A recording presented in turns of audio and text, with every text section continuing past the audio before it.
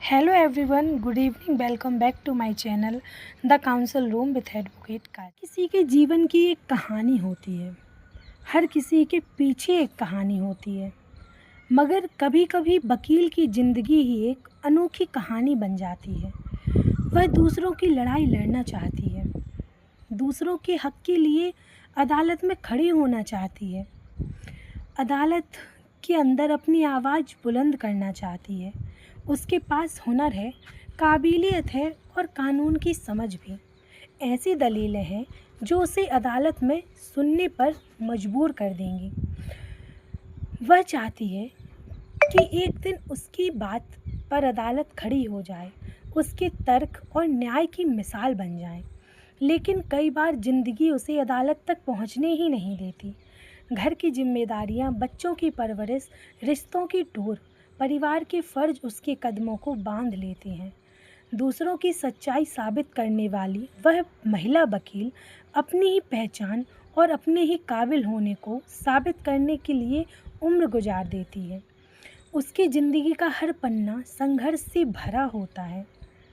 हर सुबह वह एक नई सोच के साथ उठती है, एक नई उम्मीद के साथ आगे बढ़ती है, लेकिन हालात फिर भी उसके सामने खड़े हो जाते हैं। बेबस नहीं है, वह कमज़ोर नहीं है, उसके भीतर आज भी वह जज्बा मौजूद है। अदालत में इतिहास लिख सकती है कि वह अदालत तक नहीं पहुंच पाती, बल्कि यह है कि उसके सपने हर रोज़ उसकी आंखों के सामने खड़े होकर उसका इंतज़ार करते हैं। वह अपने बच्चों के लिए जीते जीते, अपने परिवार की जिम्मेदारियां निभाते निभाते कई बार खुद को पीछे छोड़ देती है, मगर उसके दिल में आज भी एक वकील चुपचाप अपने वक्त का इंतज़ार कर रहा है।